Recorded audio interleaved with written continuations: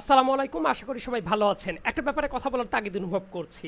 আপনারা জানেন কোটা সংস্কার আন্দোলন চলছে। ডেফিনেটলি এটা তরুণদের সাথে রিলেটেড। তো আমার প্রশ্নটা হলো, যারা বিভিন্ন সময়ে তারুণ্যের আইকন হিসেবে নিজেদের উপস্থাপন করে, এবং শুধু তারা যে করে তাই না, দেশের মূলধারার মিডিয়া যারা আছে তারাও এদেরকে তরুণদের প্রতিনিধি হিসেবে সব জায়গায় উপস্থাপন করে এবং তাদেরকে ফোকাস করে, সেই ব্যক্তিগুলা কোথায়? তাদেরকে কি কোথাও খুঁজে পেয়েছেন যে এই যে তারুণ্যের যে দাবি, কোটা সংস্কার আন্দোলন, যে তারা কোটা না মেধাভিত্তিক একটা সমাজ গড়ে তুলতে চাচ্ছে, এই জায়গায় তাদের কোনো ভয়েস আছে, তাদের কোনো পার্টিসিপেশন আছে? আমি বলছি না যে সবাইকে সব ব্যাপার নিয়ে কথা বলতে হবে। ইনফ্যাক্ট তারা তো পুঁজিটা করে কি, তারা তরুণদের প্রতিনিধি। 2018 সালে যখন কোটা সংস্কার আন্দোলন হয়েছে বা নিরাপদ সড়ক আন্দোলন হয়েছে, তখনও একটা চিত্র দেখেছি, এই 2024 সালে এসেও দেখছি। মানে তারা সব সময় ইনফ্লুয়েন্সার হইতে চায়। তো আমি আসলে সব সময় বলি তারা ইনফ্লুয়েন্সার না, শব্দটা আসলে ইনফ্লুয়েঞ্জা।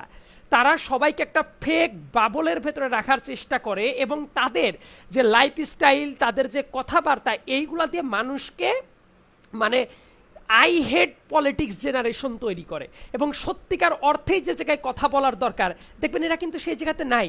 এদের কেউ স্কুল চালায়, কেউ পড়ায়, কেউ মোটিভেশন স্পিচ দেয়, কেউ খাওয়া দাওয়া করে বেড়ায়, কেউ নাচ গান করে বেড়ায়। মানে এই সব ভিডিও তারা করে, আপনারা দেখেন, এবং তাদের নাম হয়ে গেছে ইনফ্লুয়েন্সার। তো এরা কোথায়?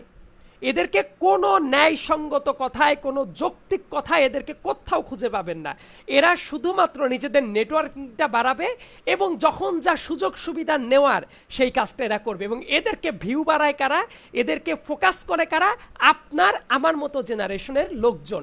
এরা দেখবেন যে হাই স্কুল কলেজ পড়ুয়া বাচ্চা কাচ্চা, ভার্সিটি পড়ুয়া স্টুডেন্ট, এদের হলো মেইন টার্গেট জোন থাকে এবং তাদের কাছেই এরা কি হয়ে যায়? সেলিব্রিটি হয়ে যায়, ইনফ্লুয়েন্সার হয়ে যায়। এদের প্রত্যেকটা মানুষের ন্যায্যতার পেছনে যে এদের কথা বলার মতো বিন্দু মাত্র সৎসাহস নাই, এই ঘটনাগুলো হলো সেগুলোর প্রমাণ।